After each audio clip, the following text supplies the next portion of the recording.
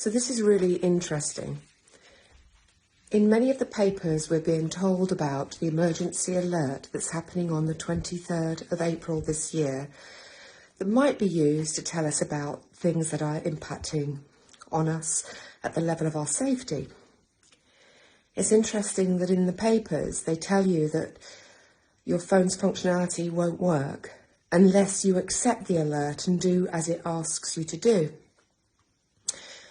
What's even more interesting is when you go and look at the link actually on the government website, it clearly shows you that you can switch your alerts off and it's an optional thing, but they hope people will take it on.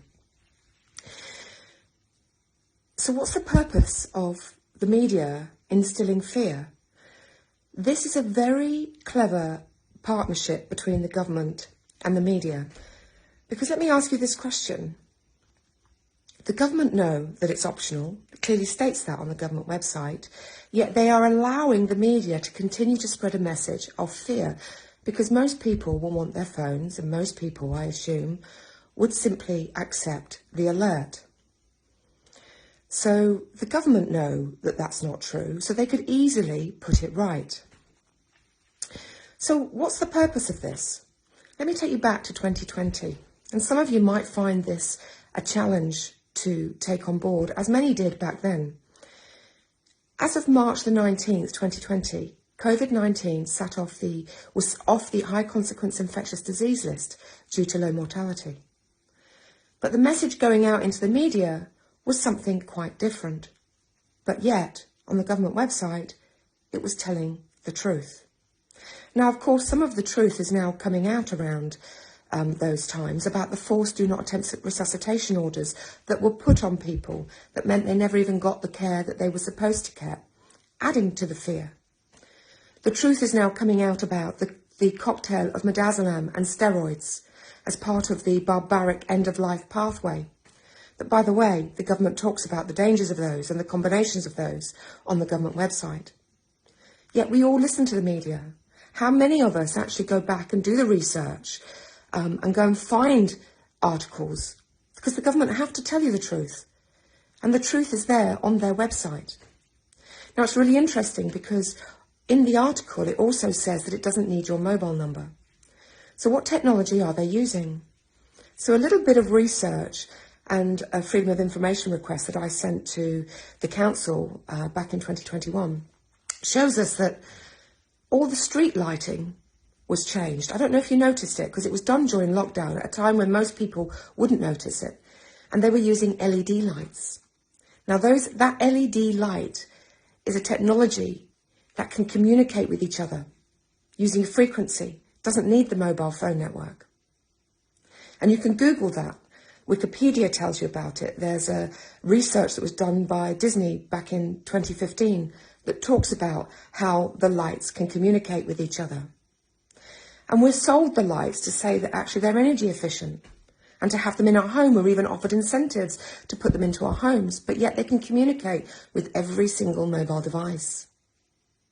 So what is this really about? So in 2019, Boris Johnson did an address to the UN. And in his address, other than it becoming a dystopian reality, which he spoke of, an oppressive cloud populating over us, which is an interesting choice of language in itself for a prime minister, he also talks around AI, digital authoritarianism, and how we're going to be tracked and traced from lamppost to lamppost. So is it a coincidence that during lockdown all the lamppost heads were changed? Sold to us on energy costs, savings? So what is it really about? Are they connected to the 15-minute cities where their people are being fined to even go up their road? £70 if they do it for more than 100 times a year. And if you listen to the people in the cities, congestion is getting worse because people are forced out of areas and putting traffic onto main thorough routes. Some people can't get to school because they've got disabled children. The local businesses are being destroyed. I'm sure none of us would disagree with having everything within our reach with 15 minutes. None of us would disagree with that. That would be great. It's a great idea, right? But is that actually what's happening when we look in our streets? Do we have everything within 15 minutes?